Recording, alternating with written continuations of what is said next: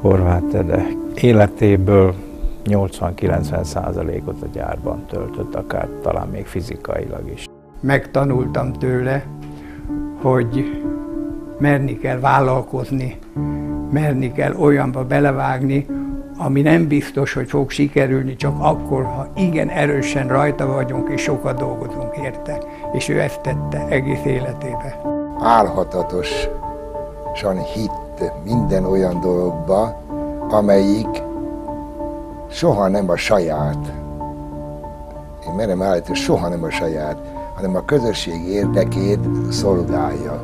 Méltányolta azt talán ma furcsán hangzik, ha azt mondom, azt a bátorságot, hogyha valaki az övétől ellenkező véleményt is tudott mert mondani.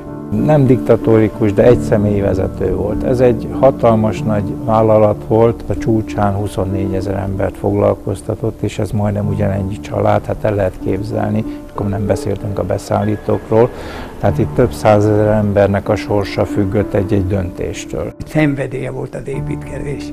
Mondta, amíg élek, én mindig építeni fogok. És tulajdonképpen ennek köszönhető, hogy van máma Audi, mert a kézbe jöttek be. Mániája volt, hogy Magyarországon legyen autógyártás.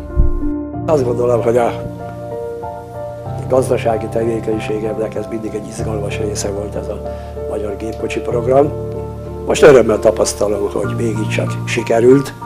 50 évet ledolgoztam ennél a vállalatnál, és az idő, hogy engem igazolt, vagy hogy alakult, azt én egy kicsit szomorúnak veszem.